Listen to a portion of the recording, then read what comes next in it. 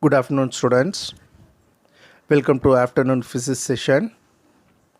In today's session, we are going to discuss a very important concept in our Unit 6, gravitation. The gravitational potential energy near the surface of the Earth and gravitational potential energy, then acceleration due to gravity on the surface of the Earth. In last video class, we stopped up to gravitational potential energy. I hope you all understand what we teach. Now, let we move on today's session. Students, first we are going to discuss about gravitational potential energy near the surface of the Earth. Now, an object M will placed at a certain height from the above the Earth's surface, which we shown in the figure. So the distance between the object M from the Earth's surface is represented as h, and the total distance between the mass to the Earth's center of the Earth is small r, and we know the radius of the Earth is what, capital RE. So using this relation, we are going to find what is the gravitational potential energy in the surface of the Earth. Now, consider capital ME represents the mass of the Earth, and capital RE represents the radius of the Earth, and small m represents the mass of the object above the Earth's surface, and small h represents the height of the object between the Earth's surface to the object, and smaller represents the total distance between mass to the center of the Earth, and U is the gravitational potential energy. In last class, we concluded the gravitational potential energy formula. U equal to minus capital G capital ME small m divided by R. So I am going to take in the same equation for deriving the value of the potential energy in the surface of the Earth. So consider this is equation number 1, and since small r is equal to capital RE plus H, so I am going to substitute in the above equation. So I get U equal to minus capital G capital ME small m divided by RE plus H. So this is equation number 2. When compared to the distance between the mass of the object and the radius, so it will be very small. The height is very small when compared to the radius of the Earth. So therefore I am going to take in the radius of the Earth as a common in right hand side. Therefore U equal to minus capital G capital ME small m divided by RE into 1 plus H by RE, and rearranging the denominator, so we get U equal to minus G capital ME small m divided by RE into 1 plus H by RE minus 1. So this is equation number 3. When the denominator comes to the numerator, the power value should be changed. So that's why we are using the minus 1 in the equation number 3. Next I am going to use the binomial theorem for the above equation 3. So we get U equal to minus G ME small m divided by RE into 1 minus H by RE. Why? Because using the binomial theorem, the powers are changed and the sign also changed. So the minus 1 will multiple inside the bracket. So we get 1 minus H by RE, and this is equation number 4. Next I am going to calculate what is the mass of the Earth on the surface of the object.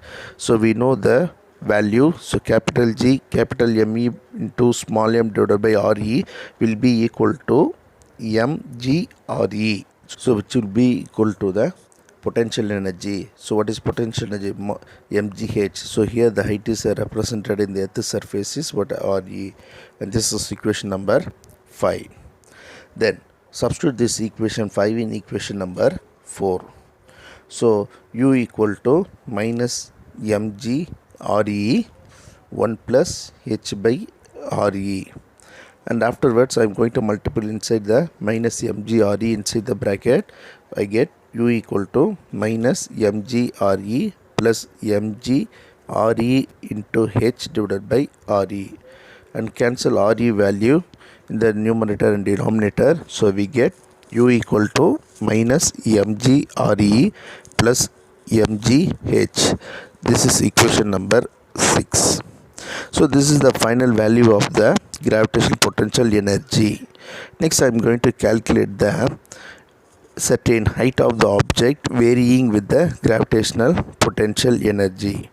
So for example, if an object is taken from the height h1 to h2, then the potential energy at the height h1 is calculated using this formula. Therefore u of h1 equal to minus mg Re plus mg h1, that is the h is converted into h1, and this is equation number 7. Likewise, the potential energy at a height of h2 is calculated in the equation number 6. Therefore u of h2 equal to minus mg Re plus mg h2, and this is equation number 8. So next I am going to find what is the potential difference between the two height h2 and h1. So I am going to subtract the equation 7 and 8.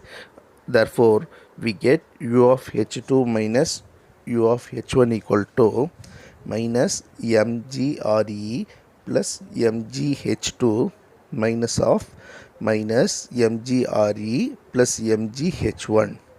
Afterwards the minus sign will move inside the bracket, so we get minus mg Re plus mg h2 plus mg Re minus mg h1.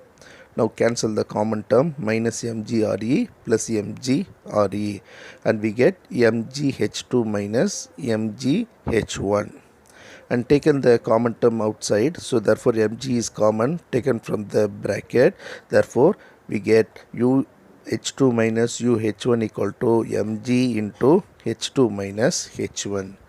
So using this relation, we can easily calculate what is the gravitational potential energy of the varying the height of the object in the above the earth surface.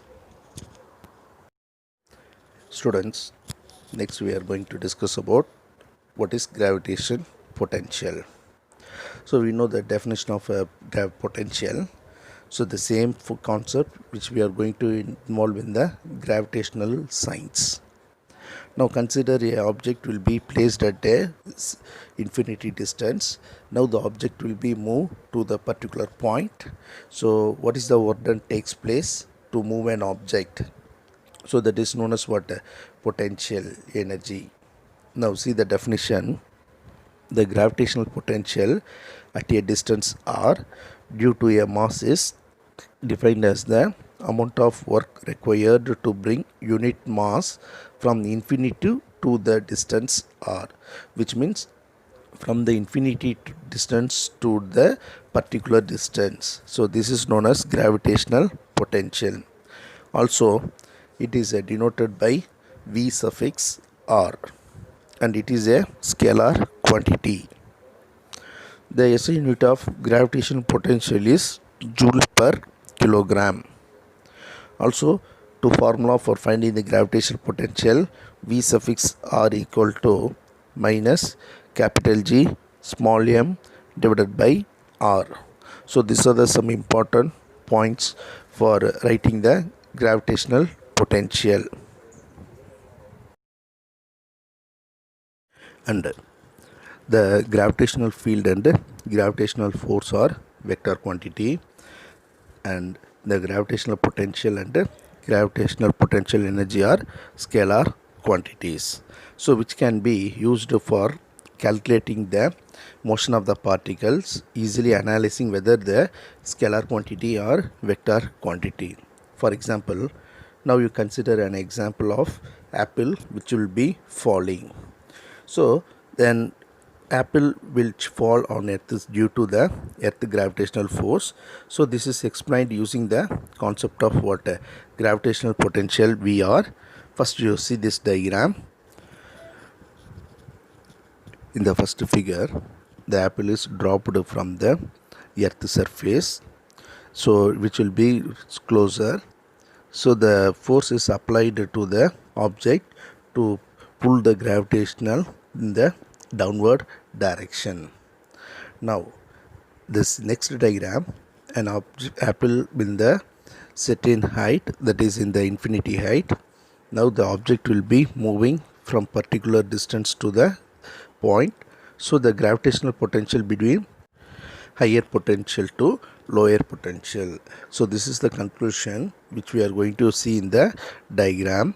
Also we are going to see the derivation part. Now consider the gravitational potential Vr at a height point of height h from the surface of the earth is given by V.